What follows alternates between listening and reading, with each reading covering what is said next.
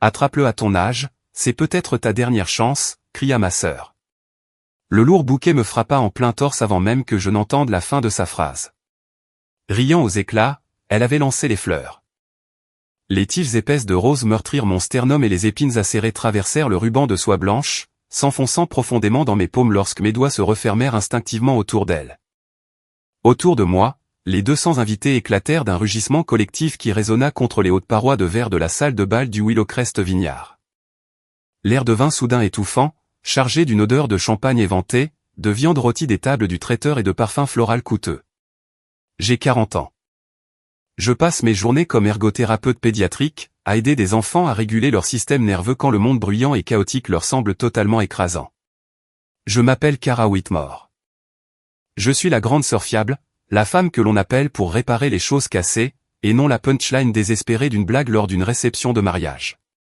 Pourtant, je me tenais là, tenant des fleurs que je ne voulais pas. Le rire se propagea dans la salle, s'étirant quelques secondes de trop. Je levai les yeux des pétales blancs écrasés, m'attendant à voir Sloan se tourner vers la foule pour embrasser son nouveau mari. Ce n'était pas le cas. Elle se tenait au bord de la scène, penchée en avant dans sa robe sur mesure, et me fixait d'un sourire rigide et plein d'attente. Un changement soudain dans la lumière attira mon attention, un point rouge d'enregistrement fixe. 2 énormes caméras professionnelles, du type épaule montée destinées à la télévision réalité, ignoraient complètement la mariée. Elles étaient positionnées de part et d'autre de la piste de danse, et les 2 objectifs étaient braqués directement sur mon visage. Un homme portant un casque noir se tenait près du pilier de pierre le plus proche. Il fit un geste circulaire serré du poignet pour signaler à son partenaire de continuer à filmer. Ils attendaient une crise. Ils voulaient me voir crier, jeter les fleurs, leur offrir une réaction. Mon regard passa au-delà des lumières éblouissantes des caméras et se posa sur la table des desserts, au fond de la salle. Lily se tenait là, parfaitement immobile. Elle a 9 ans. Je l'ai élevée presque toute sa vie. Elle portait sa robe de demoiselle d'honneur junior rose pâle. Ses mains tordaient nerveusement le tissu de sa jupe. Les lumières du lieu se reflétaient sur une pince métallique près de sa taille, un petit micro noir était solidement fixé à son écharpe de soie. Ma poitrine se serra, et cette fois, ce n'était pas à cause de l'impact du bouquet. J'avais explicitement exigé par écrit qu'aucun équipement audio ou vidéo ne soit placé sur elle. Aujourd'hui, Sloan changea de position sur la scène et tourna son attention intense vers la table des desserts. Lily sursauta. Son coude heurta son verre d'eau, qui tomba et se brisa sur le sol de marbre avec un craquement sec qui perça la musique de fond. Ce n'était pas une petite blague mesquine sur mon âge. C'était un piège. Benjamin se tenait près des escaliers de la scène. C'était le marié, un ingénieur civil qui vivait selon des plans, des routines prévisibles et des faits mesurables. À cet instant, sa posture était complètement rigide. Il ne comprenait clairement pas pourquoi sa nouvelle épouse venait de transformer une tradition de mariage inoffensive en arme.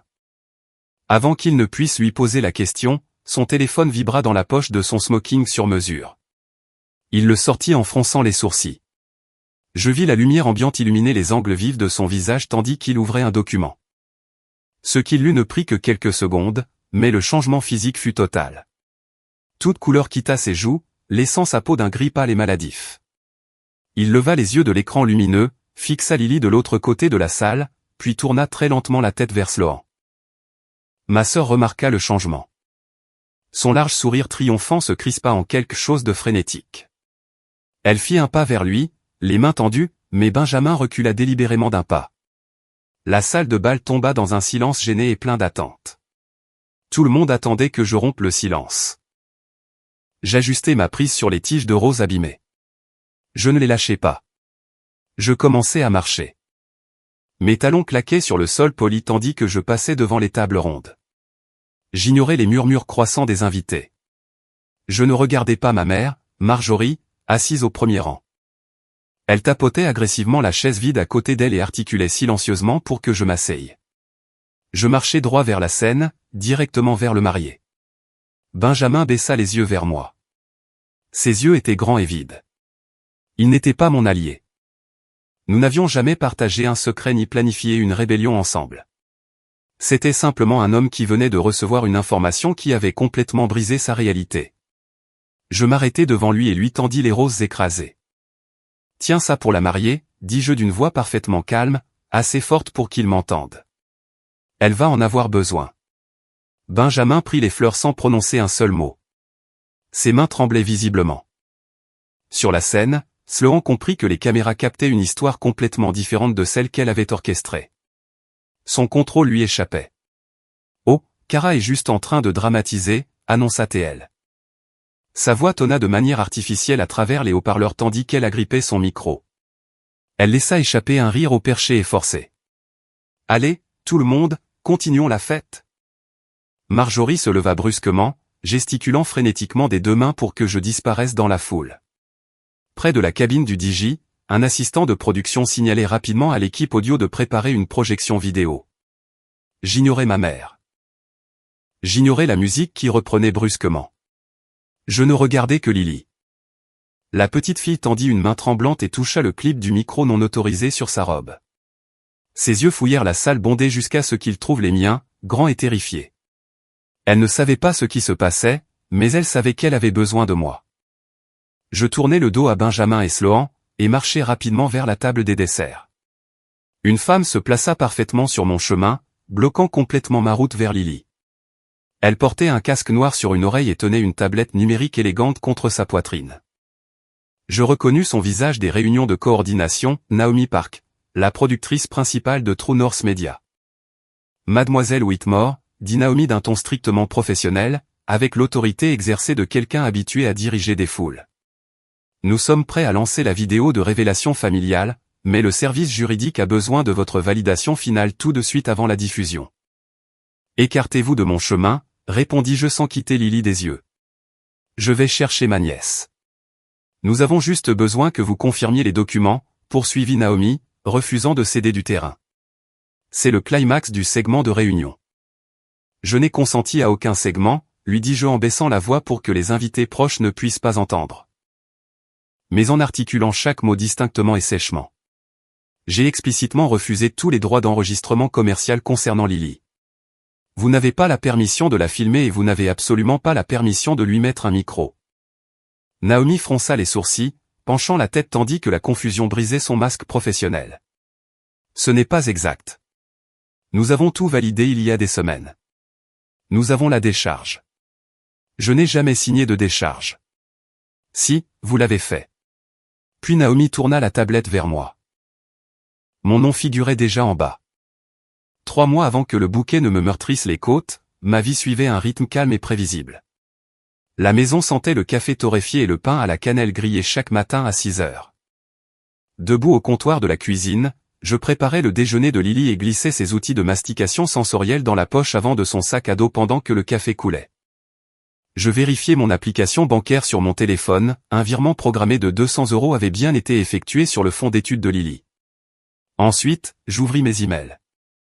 En haut de ma boîte de réception se trouvait un message du conseil d'administration du Riverbend Children's Therapy Center m'offrant officiellement le poste de directrice de programme clinique. Je fixai les mots lumineux. L'augmentation de salaire était substantielle et le titre validait plus d'une décennie de travail acharné. Pourtant, je ne répondis pas immédiatement. Mon pouce hésitait au-dessus de l'écran tandis que je calculais mes heures requises par rapport à l'emploi du temps de Lily après l'école. Toute mon existence avait été construite autour du rôle de filet de sécurité que ma famille refusait d'assurer, et chaque décision de carrière exigeait une attention particulière pour l'enfant qui dépendait de moi. Je posai le téléphone et pris un torchon jaune délavé dans le panier de linge propre. Même après des centaines de lavages, le tissu semblait conserver un fantôme de poudre pour bébé et d'épuisement. 9 ans plus tôt, ma sœur se tenait dans mon petit appartement, un sac allongé à la main. Elle m'avait dit qu'elle avait juste besoin que je garde son nouveau-né quelques semaines pendant qu'elle réglait ses affaires. Quelques semaines devinrent des mois. Cela devint une offre d'emploi hors de l'État annulée pour moi, remplacée par l'étude de mes examens de certification à 2 heures du matin tout en berçant un nourrisson coliqueux sur ma hanche. Je n'étais pas une sainte et je n'ai certainement pas souri tout le temps.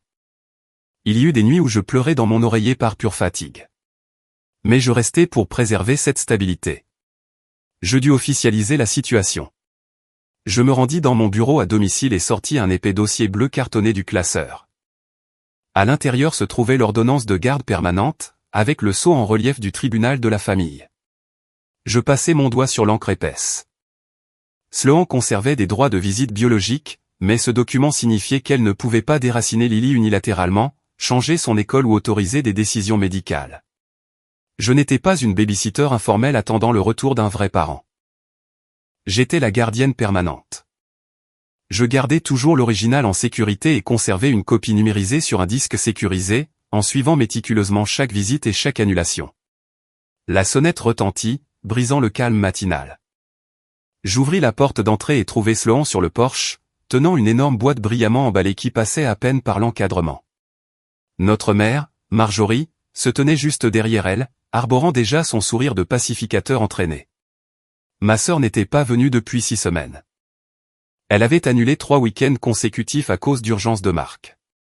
À présent, elle entra dans mon salon d'un pas décidé, laissant tomber la grosse boîte sur le tapis avant même que Lily ne finisse de descendre les escaliers en courant. Sloan avait déjà son téléphone sorti, la caméra en marche. « Regarde qui est là », roucoula Sloan en visant l'objectif pendant que Lily jetait ses bras autour de la boîte géante. « Range ton téléphone », dis-je en me plaçant entre la caméra et l'enfant. Ma sœur baissa l'appareil, son sourire se crispant en une fine ligne. « Je capture juste un souvenir, Kara. Tu n'as pas besoin de tout contrôler. Les téléphones restent dans les poches pendant les visites, lui rappelai-je d'une voix égale. C'était notre accord. Sloan leva les yeux au ciel et glissa l'appareil dans son sac de marque avec une exagération forcée. Lily remarqua à peine la tension, bien trop absorbée par le déchirement du papier cadeau d'un scooter motorisé que nous n'avions pas la place d'utiliser dans le jardin. Voir la joie pure sur le visage de la petite fille tordit quelque chose de douloureux dans ma poitrine. Je ne pouvais jamais simplement fermer la porte et couper le contact, car Lily aimait encore désespérément la femme qui apparaissait juste assez souvent pour lui briser le cœur. Marjorie s'installa sur mon canapé en lissant son pantalon impeccable. « Sloan a une merveilleuse nouvelle », annonça-t-elle d'un ton débordant d'une gaieté forcée. « Cela va guérir notre famille. Je vais me marier », déclara Sloan en rejetant ses cheveux en arrière, « et je veux que Lily soit demoiselle d'honneur junior. » Je regardai ma mère, puis ma sœur. Une invitation de ce genre signifiait des essayages, des répétitions et des heures d'accès non supervisées. Qui gérera son emploi du temps le jour du mariage? Demandai-je. Où va-t-elle se changer et quelles sont les règles concernant ton équipe de production qui filme le cortège? Sloan laissa échapper un soupir théâtral bruyant. Peux-tu arrêter de traiter mon mariage comme une déposition? C'est une célébration familiale. Envoie-moi le planning, le plan de supervision et les limites médiatiques par email, répondis-je en croisant les bras. Ensuite, je te donnerai une réponse. Marjorie secoua la tête en me regardant avec une profonde déception. Tu rends toujours tout si difficile, Kara. Elles restèrent exactement 45 minutes avant que Sloan ne prétende avoir une réunion urgente avec un fournisseur. Une fois la porte d'entrée refermée derrière elle, la maison parut bien trop silencieuse. Je me rendis à la cuisine pour finir de préparer le sac à dos. Lily entra discrètement, laissant son nouveau scooter abandonné sur le tapis du salon. Elle s'assit sur un tabouret en bois et balança ses pieds contre le barreau inférieur. « Est-ce que le mariage fait vraiment d'On Sloan ma maman ?» demanda-t-elle. La question me coupa le souffle. Je m'approchai et m'assis sur le tabouret à côté d'elle, la regardant droit dans ses yeux jeunes et sérieux. « Un mariage n'est qu'une fête, ma chérie, expliquai-je doucement. L'amour se prouve par qui te prépare ton petit déjeuner et qui reste avec toi quand tu as peur. Une belle robe blanche ne change pas qui prend soin de toi. » Lily baissa les yeux sur ses mains et tripota un fil lâche sur sa manche. On Sloan dit qu'après le mariage, je pourrais l'appeler maman devant tout le monde. Maintenir une respiration régulière exigea un effort physique conscient. Est-ce qu'On Sloan t'a envoyé ça par texto? La petite fille hocha la tête, sortit son téléphone de sa poche, tapa sur l'écran de ses petits doigts et fit glisser l'appareil sur le tabouret. Le message disait exactement ce qu'elle avait rapporté, suivi d'un second texto promettant un moment familial surprise. Forcer une enfant de 9 ans à jouer les détectives ou à garder des secrets ressemblait à lui charger le sac à dos de lourdes pierres. Puis-je prendre une photo de ça pour mes dossiers, demandai-je gentiment. Elle accepta sans hésiter.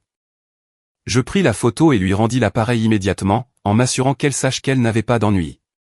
Plus tard ce soir-là, la lumière bleu pâle de mon écran d'ordinateur illumina le bureau sombre. Un nouveau dossier chiffré apparut sur mon bureau.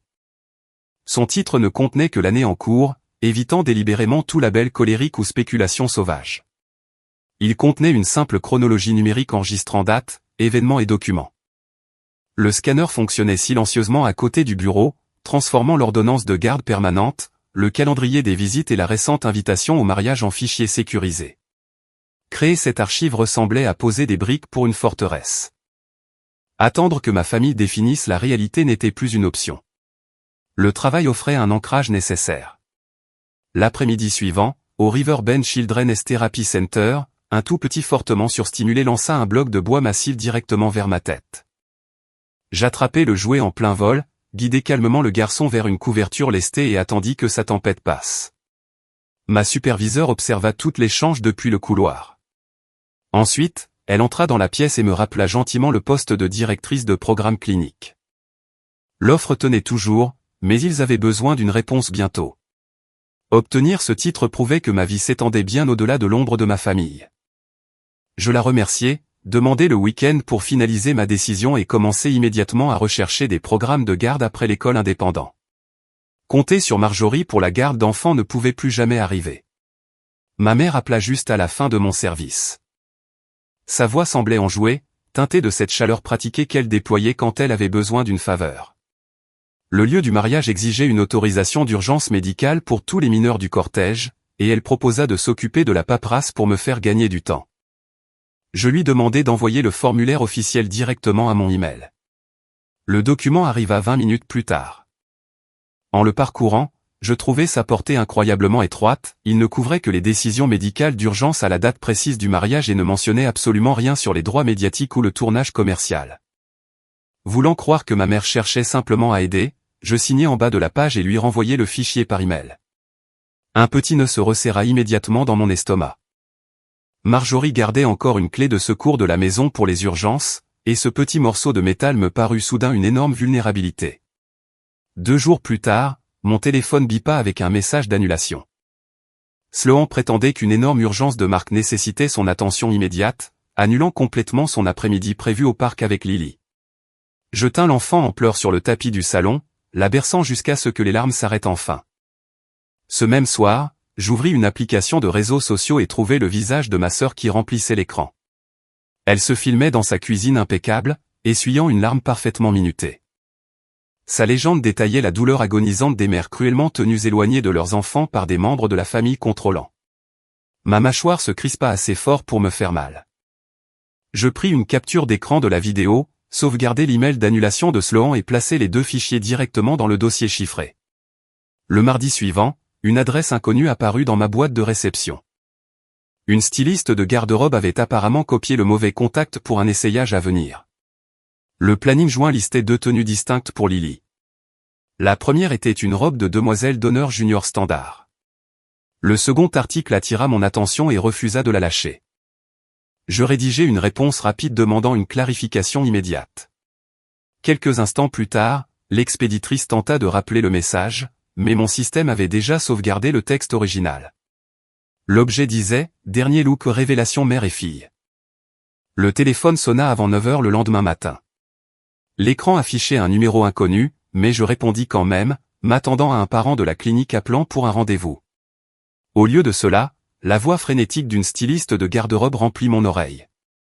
Elle s'excusa abondamment d'avoir envoyé le planning au mauvais contact, insistant sur le fait que ma sœur avait promis que toutes les tenues étaient déjà approuvées par la famille. Ma prise sur le téléphone se resserra jusqu'à ce que mes articulations deviennent blanches. Je lui demandai de confirmer par écrit que je n'avais jamais autorisé un « dernier look de révélation ». La pauvre femme bégaya nerveusement, expliquant que l'équipe de production gérait tous les droits d'image pour la diffusion. True North Media. Entendre ce nom d'entreprise spécifique dans ma cuisine tranquille ajouta un poids terrifiant au plan de mariage de ma sœur. 2 heures plus tard, un contrat standard pour le cortège nuptial arriva de la part du photographe officiel de l'événement. En lisant les petits caractères, je trouvai une clause accordant un usage commercial illimité de toutes les images. J'imprimai le document, signé mon nom uniquement pour des photos familiales privées et tracé une épaisse ligne noire à travers le paragraphe d'exploitation commerciale.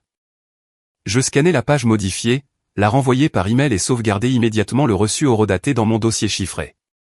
Prouver que je soutenais le mariage tout en refusant de vendre une enfant de 9 ans était essentiel. Lily entra dans la cuisine après l'école, traînant son sac à dos sur le linoléum. Elle ne demanda pas de collation ni ne parla de sa journée. Elle sortit simplement son téléphone de sa poche, le posa sur le comptoir et le poussa vers moi. L'écran affichait un nouveau fil de messages, Kara a déjà dit oui. Ne demande plus où tu vas gâcher la surprise. Voir ces mots me retourna l'estomac. Une femme adulte apprenait activement à une enfant que les limites étaient des obstacles et que le secret était le prix de l'amour. Tu ne dois aucun secret à personne, lui dis-je d'une voix douce en lui rendant l'appareil, surtout pas aux adultes qui te font peur de poser des questions simples. Elle laissa échapper un long soupir, ses petites épaules s'affaissant, et ne répondit pas au message. Je lui préparai un sandwich en silence, reconnaissante qu'elle me fasse assez confiance pour me montrer le piège qu'il construisait. La situation s'aggrava l'après-midi suivant. Un message vocal se trouvait sur mon téléphone, provenant d'un assistant de production qui demandait négligemment de confirmer l'heure d'appel pour « la fille de Sloan ». Je rappelai immédiatement et informai le jeune homme que Lily n'était pas un talent pour une émission de télévision. Il parut complètement perplexe, insistant sur le fait que ses superviseurs avaient des documents signés, avant de transférer mon appel à la productrice principale. Naomi Park parla avec l'autorité calme et polie de quelqu'un parfaitement habitué à gérer le chaos de la télévision réalité. Elle expliqua que le projet était présenté comme un beau segment de réunion familiale et que Sloan avait fourni tous les documents de consentement nécessaires. Son ton suggérait que j'étais simplement hors du coup et que je devais rattraper. « Je suis la gardienne permanente », répondis-je en me levant de mon bureau. « Je n'ai jamais signé de décharge commerciale. De plus, je vous envoie dès maintenant un avis formel écrit de non-consentement. » Un long silence s'étira sur la ligne. Naomi promit que son service juridique enquêterait immédiatement, mais elle refusa catégoriquement de transmettre le pitch deck de production pour des raisons de confidentialité stricte. Elle semblait professionnelle, juste une femme faisant son travail, totalement inconsciente qu'elle construisait un énorme décor de divertissement sur un mensonge. La nouvelle de mon appel se répandit rapidement. Ma mère appela ce soir-là. Sa voix était tranchante et tremblante d'une indignation fabriquée. Marjorie m'accusa d'essayer de saboter le jour le plus important de la vie de ma sœur, affirmant que Lily me détesterait en grandissant. Nous n'avons plus ces conversations au téléphone, dis-je en ignorant la piqûre familière de sa désapprobation. Si tu as besoin de discuter du mariage, envoie un email. Tu ne peux pas simplement nous exclure, claqua-t-elle, furieuse que sa capacité à tordre les mots et à nier les conversations soit définitivement supprimée. Je terminai l'appel. Documenter tout n'était plus seulement une précaution légale. C'était ma seule défense absolue contre une famille qui considérait mes limites de base comme un acte de guerre. Le vendredi apporta une forte pluie qui martelait les fenêtres du salon. J'étais assise sur le canapé à faire défiler ma boîte de réception quand un email d'une adresse marketing inconnue apparut. Quelqu'un chez True North Media avait négligemment inclus mon adresse dans une vaste liste de diffusion pour leur matériel promotionnel à venir. En ouvrant le document joint, je fixai une présentation numérique glossy. Le titre s'étalait à l'écran dans une police élégante et dramatique, la fille dont on m'a privé. Ma gorge devint complètement sèche. En faisant défiler les photographies stylisées de Sloan, je trouvai un résumé détaillé du récit qu'ils essayaient activement de vendre. Le texte décrivait une mère au cœur brisé, forcée à l'écart par des circonstances cruelles, enfin réunie avec son enfant volé le jour de son mariage. Le pitch présentait la gardienne de l'enfant comme amère, contrôlante et désespérée de s'accrocher à une vie qui n'était pas la sienne. Ils avaient pris mes 9 années de nuits sans sommeil, de rêves annulés et de sacrifices silencieux, les tordant sans effort en preuve d'obsession toxique. Je n'étais pas seulement une parente difficile dans leur histoire. J'étais la véritable méchante, l'obstacle se dressant sur le chemin du véritable amour et de la guérison maternelle. Et là, imprimé clairement en noir et blanc sur la deuxième page de la présentation d'entreprise, le nom de la femme empêchant Sloan d'accéder à son enfant était mentionné, le mien. Le lourd dossier bleu atterrit sur le bureau en acajou avec un bruit sourd. Eva ouvrit la couverture cartonnée, ses yeux parcourant les sceaux officiels du tribunal de la famille. Ma plus vieille amie pratiquait le droit de la famille depuis plus de 10 ans. Son bureau sentait légèrement le papier sec et le café froid. Elle remonta ses lunettes de lecture sur l'arête de son nez en comparant l'ordonnance de garde permanente au fichier numérique sur ma tablette. « Cette ordonnance est totalement valide », dit Eva en tapotant l'ongle manucuré contre le papier. « Sloan ne peut pas légalement te contourner, mais nous devons construire un mur. » L'avocate exposa nos étapes immédiates. Je devais envoyer un refus formel écrit de consentement à tous les fournisseurs impliqués, notifier l'école élémentaire pour renforcer les protocoles de récupération et refuser de signer tout nouveau document présenté sur le lieu. Elle me mit particulièrement en garde contre toute tentative de connexion aux comptes de réseaux sociaux de ma sœur pour recueillir plus de preuves. Un juge ne mettra pas fin aux visites sur la base d'un simple pitch marketing, expliqua Eva en se penchant en arrière dans son fauteuil en cuir. Si tu crois pouvoir garder Lily physiquement en sécurité, la laisser assister au mariage en tant que demoiselle d'honneur junior standard est le mouvement le plus intelligent. Cela prouve que tu n'es pas le monstre contrôlant que cette émission de télévision prétend. Nous passâmes l'heure suivante à croiser la présentation glossy de True North Media avec mon tableau de suivi détaillé des visites. L'histoire que Sloan avait vendue la dépeignait comme une mère désespérée exclue de la vie de son enfant. Les données brutes peignaient un tableau complètement différent. Chaque fois que ma sœur annulait une visite, j'avais répondu en proposant une date alternative. Ces réponses étaient là, à l'écran, pleines d'excuses sur des retraites bien-être, des lancements de produits et des voyages de marques de luxe. La preuve la plus accablante contre ma sœur n'était pas mon témoignage, mais les innombrables occasions qu'elle avait librement rejetées. Ce soir-là, la maison était calme, à l'exception du bourdonnement du réfrigérateur. Lily était assise en tailleur sur le tapis du salon, arrangeant soigneusement ses crayons de couleur par teinte. Je m'assis à côté d'elle et gardai une voix légère et conversationnelle. Je lui expliquai que les mariages impliquaient parfois des enregistrements vidéo surprises et que les adultes oubliaient parfois de demander la permission avant d'allumer une caméra. Tu as le droit de dire non, lui dis-je en veillant à ce que mon ton reste calme. Si quelqu'un te met mal à l'aise ou essaie de t'éloigner des autres demoiselles d'honneur, nous avons un plan. La petite fille leva les yeux, ses mains s'arrêtant sur un crayon vert vif. Si tu veux partir, continuai-je, tu dis simplement, on a oublié le livre de la bibliothèque. Tu n'as rien à expliquer à personne. Tu me tiens juste la main et nous sortons directement par la porte. Lily hocha lentement la tête, répétant la phrase dans un souffle. Savoir qu'elle avait une issue de secours sembla détendre la posture tendue qu'elle avait portée toute la semaine. J'avais déjà arrangé pour qu'une voisine de confiance attende dans un café près du lieu, prête à ramener Lily directement à la maison dès que nous en aurions besoin. Sécuriser ce filet de sécurité me donna la clarté nécessaire pour sécuriser mon propre avenir. Le lendemain matin, je finalisai les arrangements avec un programme de garde après l'école indépendant. Compter sur la famille pour la garde d'enfants était officiellement du passé. En entrant dans le bureau de ma superviseure au Riverbend, je demandai de retarder la signature formelle de la lettre d'acceptation du poste de directrice de programme clinique jusqu'au lundi matin, juste après le week-end du mariage. Prends le temps qu'il te faut, Cara, dit ma patronne avec un sourire chaleureux. Cette promotion n'est pas une faveur. Tu l'as méritée en étant la personne la plus compétente de cet établissement. Entendre ces mots fit bouger quelque chose au plus profond de ma poitrine. Le récit que Sloan colportait insistait sur le fait que mon existence entière tournait autour de la garde d'un enfant parce que je n'avais rien d'autre. La réalité prouvait que je possédais une carrière florissante, une maison et une vie entièrement à moi. Assise dans ma voiture sur le parking de la clinique, je rédigeai un dernier email. Je mis Sloan, Marjorie, Naomi et le photographe du mariage en copie. Le message indiquait clairement que Lily ne participerait qu'en tant que demoiselle d'honneur junior. Il n'y aurait aucune révélation surprise, aucune interview et absolument aucun contenu commercial enregistré. De plus, je conservais le droit absolu de retirer Lily des lieux à ma seule discrétion. Mon téléphone bipa 3 minutes plus tard. Sloan répondit avec un message mielleux m'accusant d'imaginer du drame et promettant une belle journée paisible. Je sauvegardai l'email dans le dossier chiffré sans répondre. Une seconde notification retentit, un texto de Marjorie. Elle exigeait que j'arrête d'envoyer des emails agressifs à l'équipe de production. Ma mère insistait sur le fait que je devais coopérer car trop de gens perdraient tout si l'accord télévisé tombait à l'eau.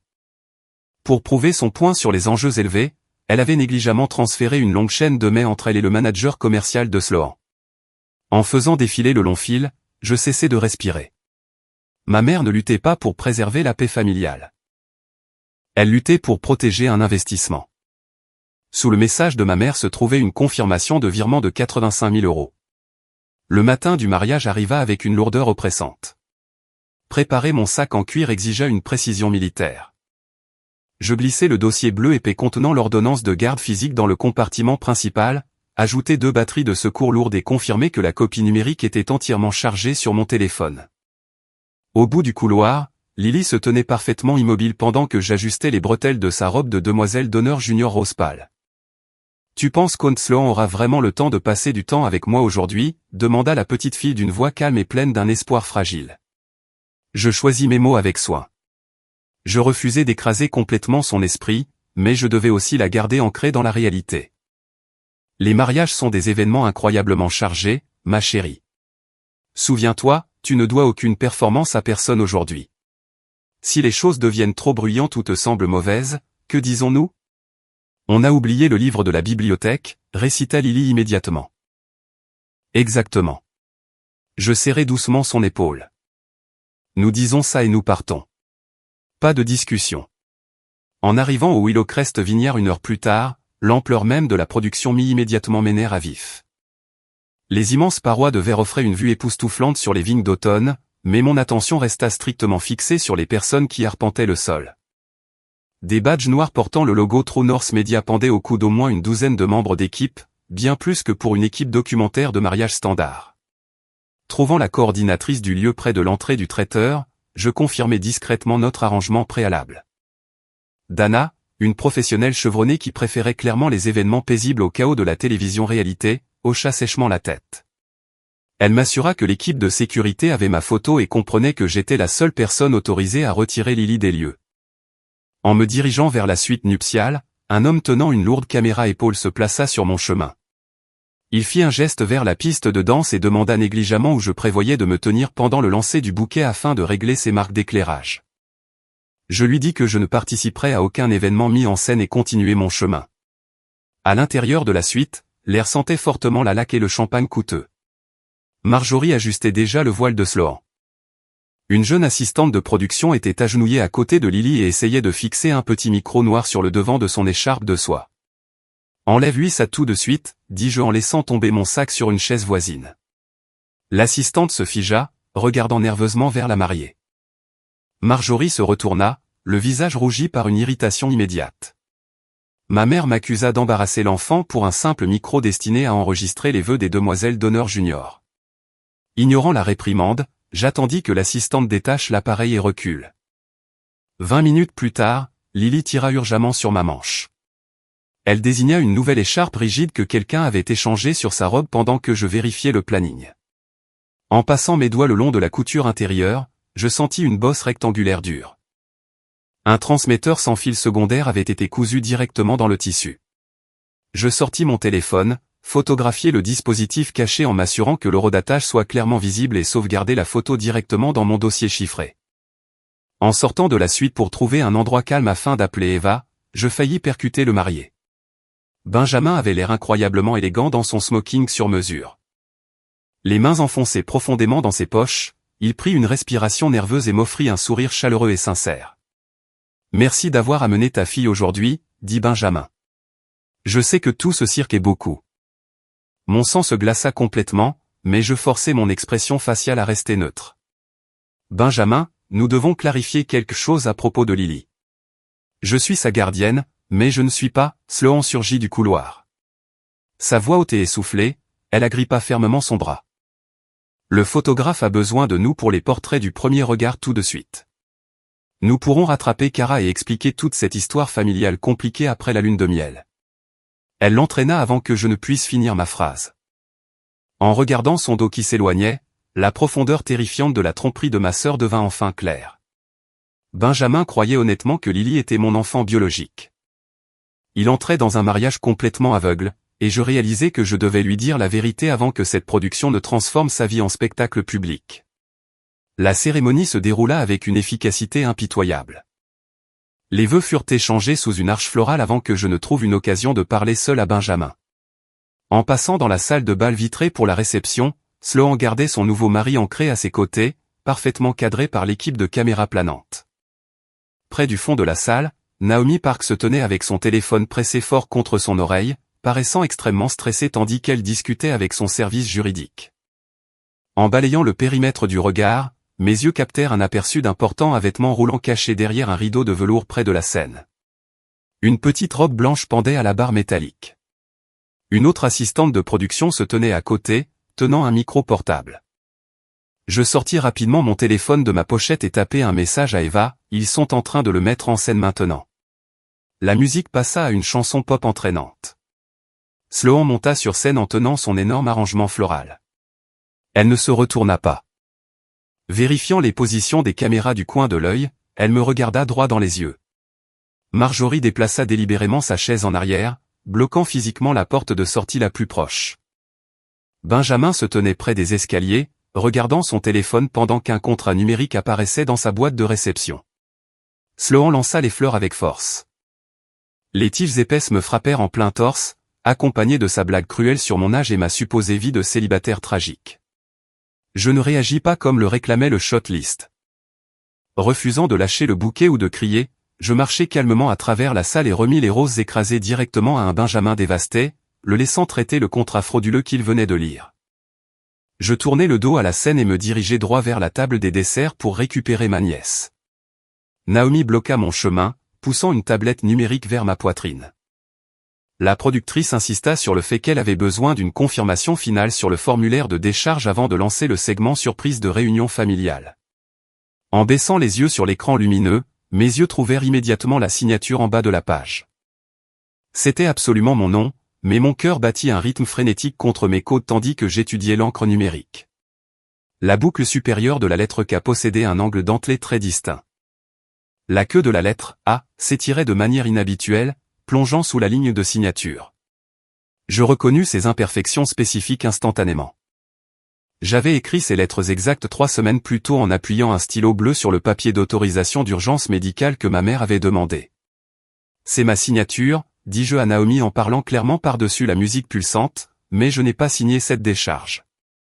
La productrice cligna des yeux, son masque professionnel glissant. Que voulez-vous dire? Nous avons le fichier. Je veux dire que vous devez arrêter de filmer immédiatement, préserver vos fichiers numériques originaux et appeler votre équipe juridique de production. Je contournai sa forme rigide sans jamais quitter des yeux la petite fille qui attendait près du gâteau. La boucle du cas était la mienne. Le document en dessous ne l'était pas. Je tins bon. Ma voix coupa à travers la basse pulsante de la musique de réception comme un rasoir. Ceci n'est pas mon consentement, répétai-je d'un ton assez ferme pour forcer Naomi à reculer d'un demi-pas. J'ai envoyé un avis formel écrit de non-consentement à toute votre équipe. Vous n'avez pas la permission de filmer Lily et vous n'avez certainement pas la permission de diffuser une décharge que je n'ai jamais signée. Je n'attendis pas qu'elle argumente. Tapotant l'écran de mon téléphone, j'ouvris mon dossier de mes envoyés, appuyai sur le bouton de partage et transmis l'avis de refus horodaté directement à l'adresse de contact du service juridique de production. Je mis mon avocate Eva en copie, assurant que la piste papier numérique était incontestable. L'enregistrement s'arrête maintenant, dis-je en regardant Naomi droit dans les yeux. Si vous continuez à la filmer, je tiendrai True North Media personnellement responsable de toute violation de la vie privée concernant une mineure. Naomi regarda la tablette dans ses mains. Son visage perdit toute sa confiance polie. Elle fit un signe frénétique aux opérateurs de caméra, coupant le flux d'un mouvement de hachage descendant sec de la main. Je passai devant elle, mes yeux ne quittant jamais Lily debout à côté de la table des desserts. La fillette de 9 ans paraissait petite et effrayée. Ses mains tremblaient tandis qu'elle tenait le micro qu'on l'avait forcée à porter. On a oublié le livre de la bibliothèque, dis-je en utilisant l'expression exacte que nous avions répétée tant de fois. Lily ne demanda pas pourquoi. Elle ne discuta pas ni ne chercha l'approbation de Sloan. Elle tendit simplement la main, prit la mienne et me laissa la guider loin des lumières. Glissant la main dans l'écharpe de soie, je sortis le transmetteur sans fil secondaire et plaçai le petit appareil dans la main de Naomi en passant devant elle. Je ne dis pas un mot, laissant le poids du dispositif symboliser la fin de leur surprise mise en scène. Ma mère se tenait directement sur mon chemin à la sortie de la salle de bal. Son visage était crispé par une colère désespérée et frénétique. « Cara, tu ruines toute cette journée », murmura Marjorie, sa voix sifflant entre ses dents serrées. « Tu fais une scène pour rien. Sloan a tellement travaillé pour ça. » Je m'arrêtai à quelques centimètres d'elle. Ma voix descendit à un ton bas et froid qui l'arrêta net. « Quelle signature lui as-tu envoyée, maman ?» Marjorie se figea. Sa bouche s'ouvrit, mais aucun son n'en sortit. La couleur quitta ses joues tandis qu'elle réalisait la profondeur de ce que je savais déjà. Je n'attendis pas d'excuses. Je regardai simplement Dana, la coordinatrice du lieu, qui s'avança immédiatement pour tenir la lourde porte en verre ouverte pour nous. Benjamin se tenait près de la scène, son téléphone levé comme un bouclier. Sloan s'était précipité à ses côtés, mais il pointait vers le contrat numérique affiché sur son écran. Je l'entendis exiger de savoir pourquoi le contrat listait Lily comme la fille de Sloan et pourquoi son propre nom avait été ajouté comme futur père sans sa connaissance. Les dénégations frénétiques de Sloan étaient à peine audibles par-dessus les murmures croissants des invités confus. Sloan saisit le micro sur la scène. Sa contenance se brisa enfin tandis que les caméras restaient pointées vers le sol. « Kara kidnappe ma fille » hurla-t-elle, sa voix craquant de pure panique. « Sécurité, arrêtez-la » Dana se plaça fermement entre Sloan et la porte. Sa posture professionnelle ne laissait aucune place à la discussion. « C'est une affaire privée et je ne permettrai pas que vous dérangiez davantage les invités », déclara la coordinatrice d'une voix froide et autoritaire. Je sortis mon téléphone de mon sac, ouvris le fichier numérique de l'ordonnance de garde permanente et montrai l'écran au garde de sécurité debout près de la porte. L'homme jeta un coup d'œil au sceau officiel, hocha une fois la tête et s'écarta pour nous laisser passer. Nous sortîmes dans l'air frais d'automne. Le silence du parking sembla un soulagement physique.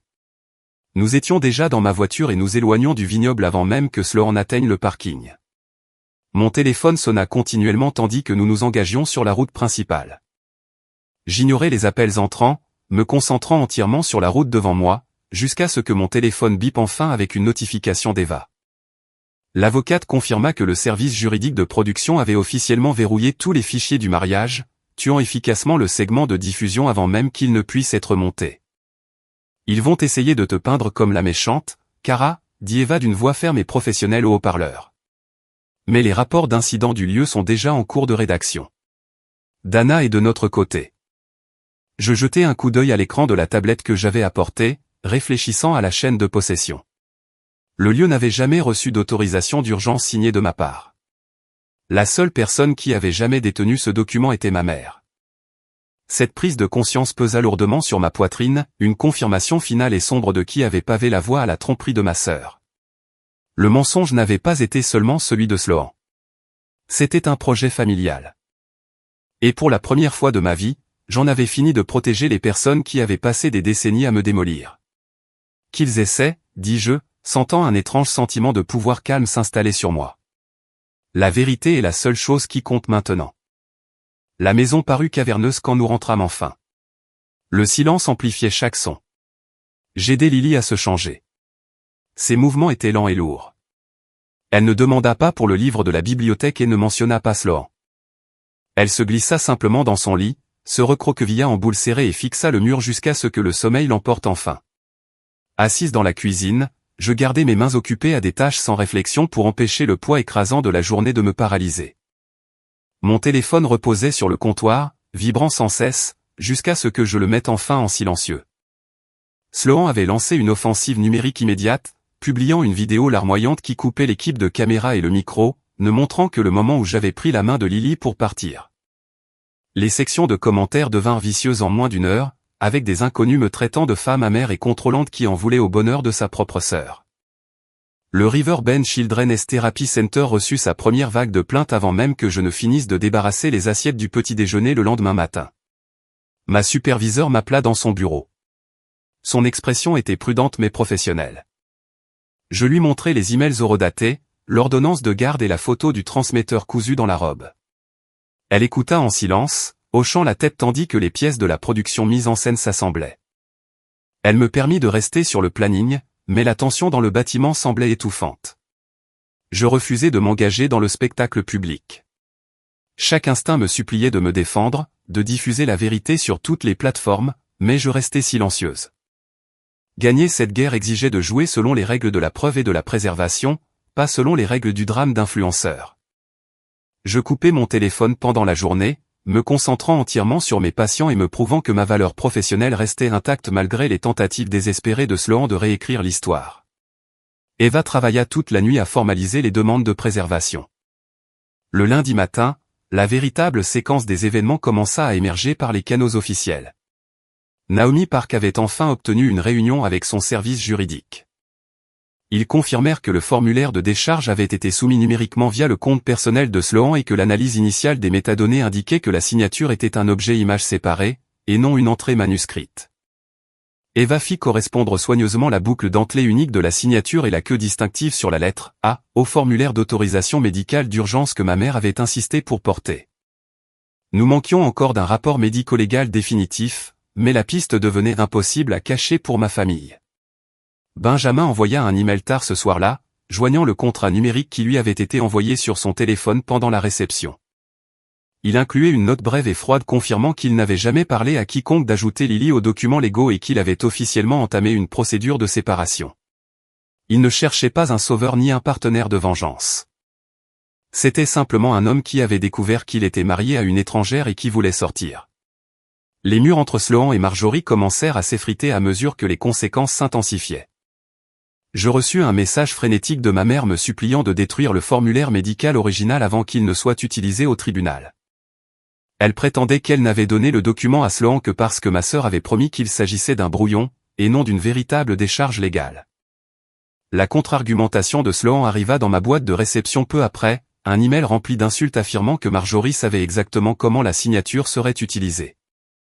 Elle se déchirait l'une l'autre par écrit, fournissant involontairement les dernières pièces du puzzle dont j'avais besoin. Lily rentra de l'école le jeudi, le visage pâle.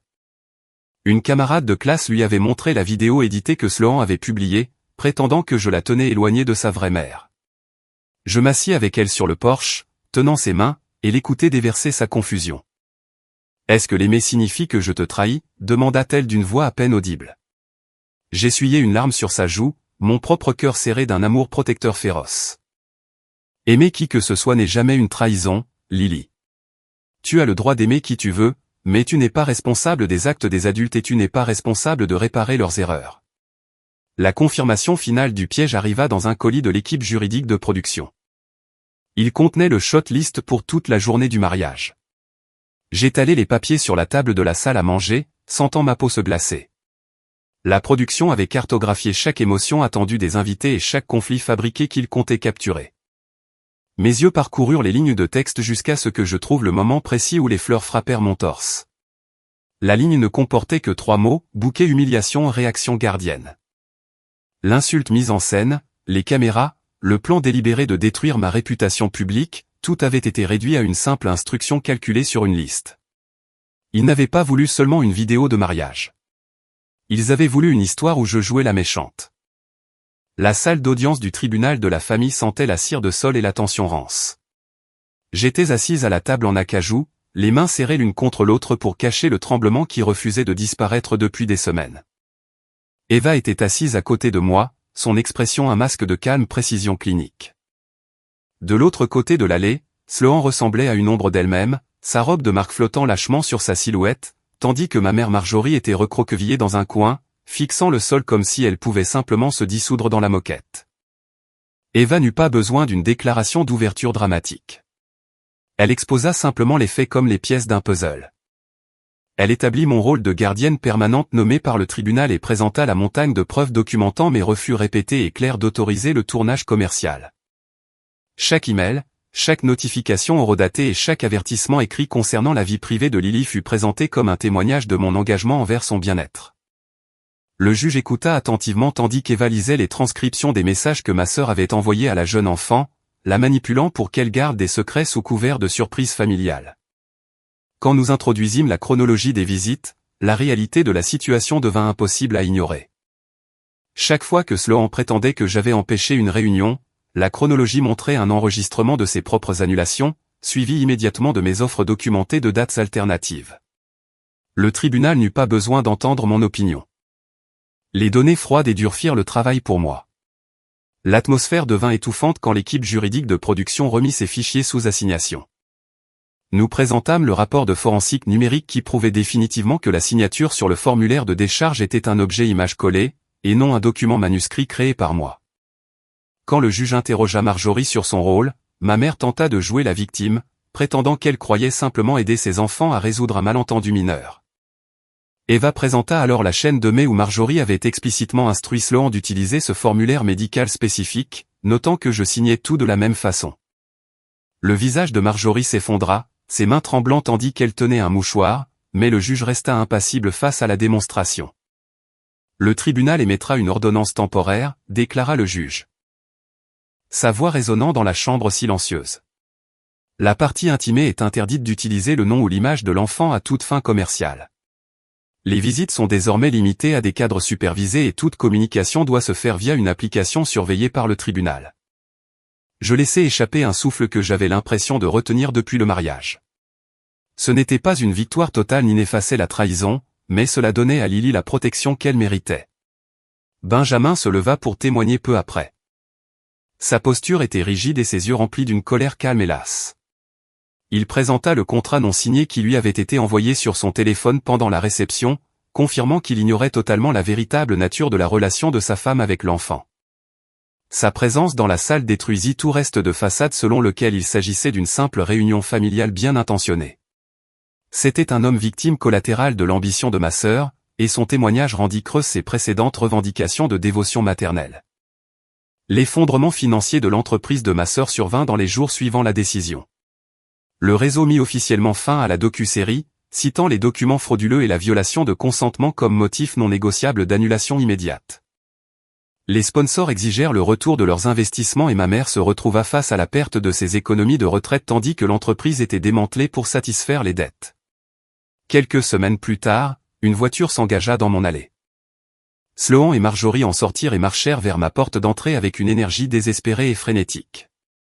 Je les fis entrer dans le salon, mais je m'assurai que Lily était occupée en sécurité dans une autre partie de la maison avec une amie. Elles placèrent un document épais sur la table. Leurs mains bougeaient avec la même désespoir synchronisé qu'elles avaient utilisé pour orchestrer le piège du mariage. C'était un accord de règlement demandant que je signe une déclaration affirmant que tout l'incident n'était qu'un simple malentendu familial regrettable. « Si tu signes juste ça, Kara, ça nous sauve tous », murmura Sloan, les yeux rouges et gonflés tandis qu'elle essayait de convoquer une dernière performance de chagrin maternel. « Ça sauve la réputation de maman et arrange le gâchis légal. » Marjorie se pencha, sa voix basse et suppliante. « S'il te plaît, Kara. Je perds tout ce pourquoi j'ai travaillé toute ma vie. » Je regardai le document, puis les deux femmes qui avaient passé toute ma vie d'adulte à me traiter comme une ressource qu'elles pouvaient récolter chaque fois que leur propre plan échouait.